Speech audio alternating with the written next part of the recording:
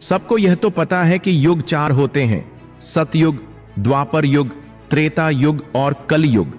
लेकिन यह बहुत ही कम लोगों को पता है कि इन 4 युगों में आपस में क्या समानताएं हैं और क्या असमानताएं हैं। इन सभी लोगों के प्राणियों का रहन सहन, जीवन यापन, मौसम चक्र की स्थिति, लोगों का व्यवहार, उनका चाल चलन, रूप रंग आदि सब कैसे हैं, आज हम आपको इस प्रस्तुति में बताएंगे। तो साथियों, इन जानकारियों को मिस मत कीजिएगा और वीडियो को अंत तक देखते रहिएगा। जैसा कि हम सभी जानते हैं, वर्तमान में कलिकाल यानी कि कलयुग चल रहा है। धार्मिक ग्रंथों के हिसाब से देखा जाए तो कलयुग को लेकर ऐसी भविष्यवाणियां की गई हैं जिन पर विश्वास नहीं होता है। लेकिन हैरानी की बात तो यह है कि इनमें से कई भविष्यवाणियां सच्ची हो सकती हैं और भगवान श्री कृष्ण द्वारा जो भविष्यवाणियां की गई थीं बिल्कुल सच साबित हो सकती हैं।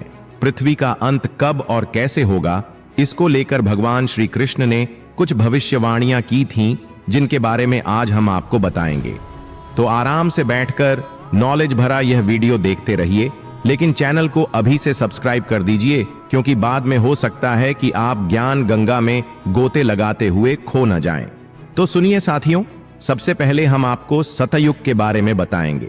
वह युग जब धर्म के 4 पद थे, यानी कि धर्म 100% था और पाप नगण्य यानी कि 0%। इस युग में कोई पाप करता ही नहीं था और इस युग में आश्चर्यजनक रूप से मनुष्य की लंबाई 32 फीट यानी कि 130 हाथ बताई गई है। और इस युग में सत्यवादी राजा हरिश्चंद्र भी हुए थे, जिन्होंने सत्य की रक्षा के लिए खुद के परिवार का और अंत में खुद का भी बलिदान दे दिया था। जबकि त्रेता युग में मनुष्य की लंबाई 21 फुट अर्थात 14 हाथ शास्त्रों में लिखी गई है। इस युग में पाप की मात्रा 25% होती है और पुण्य की मात्रा 75% होती है। इस युग में श्री हरि विष्णु भगवान ने वामन का और राम जी का अवतार लिया था और इस युग में राजा बलि ने 3 पग धरती वामन भगवान को दान में दे दी थी और वामन भगवान ने उन्हें 3 पग में पूरा ब्रह्मांड नाप लिया था। राक्षस राज रावण सीता का अपहरण करने के बाद उसे छू भी नहीं पाए थे। अब द्वापर युग की बात करें तो इस युग में धर्म के केवल 2 पद ही रह गए थे। इस युग में मनुष्य की लंबाई लगभग 11 फीट थी, यानी कि केवल 7 हाथ और पाप और पुण्य की मात्रा बराबर थी, यानी कि 50-50%।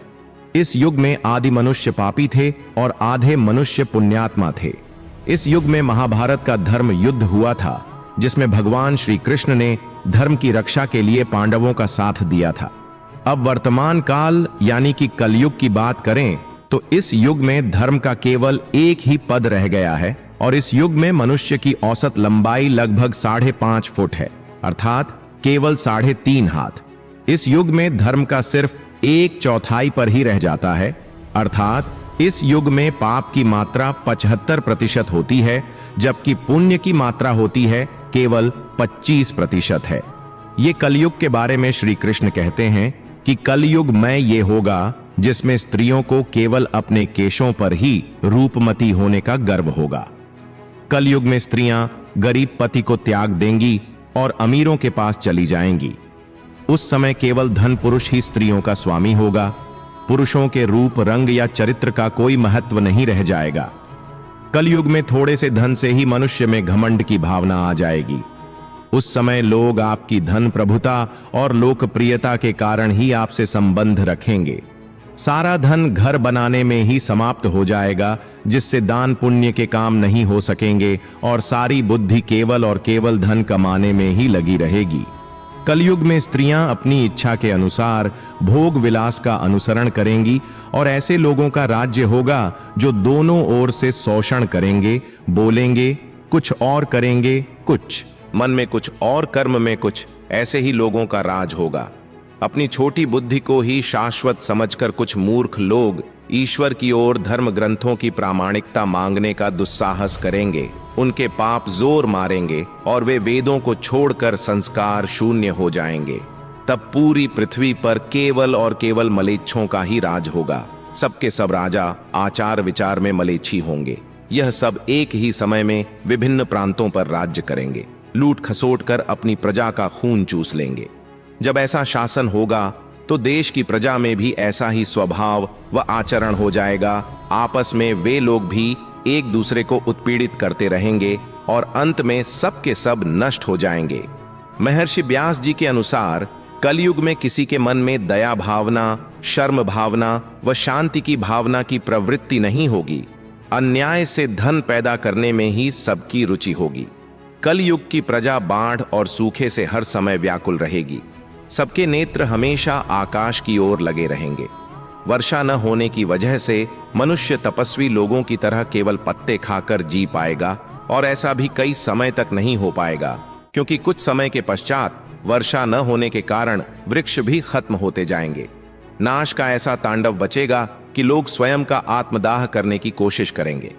मैं इसी संदर्भ में भविष्य पुराण के अनुसार जब ब्रह्मा जी ने कहा कि हे नारद, भयंकर कलयुग आने पर मनुष्य का आचरण इतना बेकार हो जाएगा, योगी भोगी बन जाएंगे, इस संसार में परस्पर विरोध की भावना पैदा हो जाएगी। ब्राह्मण, क्षत्रिय, वैश्य को कोई नहीं पूछेगा, पर जिनके पास पैसे की अधिकता होगी वे शूद्र भी राज करेंगे। गांव में सभी दुखी रहेंगे।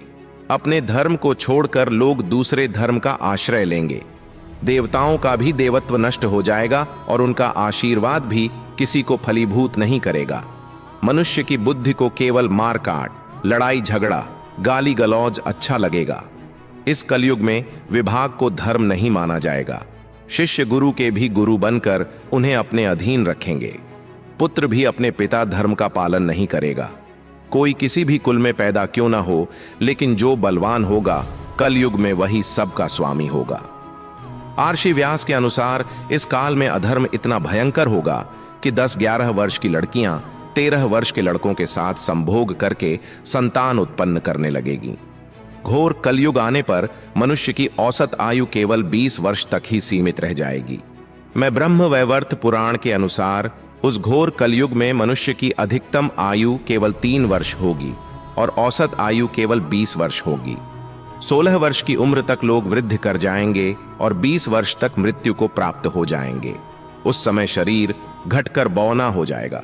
कलयुग के अंत में संसार की ऐसी दशा होगी कि अंग कहीं पर भी नहीं होंगे। पूरी धरती बंजर हो जाएगी। तब एक बार फिर से पशुओं से आरंभ हुई धारा, यह पृथ्वी वापस पशुओं में विलीन हो जाएगी। फिर होगा नए युग का आरंभ। साथियों, यदि आपको आज की यह बहुमूल्य जानकारी पसंद आई है तो हमारे चैनल को सब्सक्राइब करें और इस जानकारी को अपने सगे संबंधियों एवं मित्रों के साथ साझा करें। कमेंट बॉक्स में अपने सुझाव अवश्य लिखें। धन्यवाद।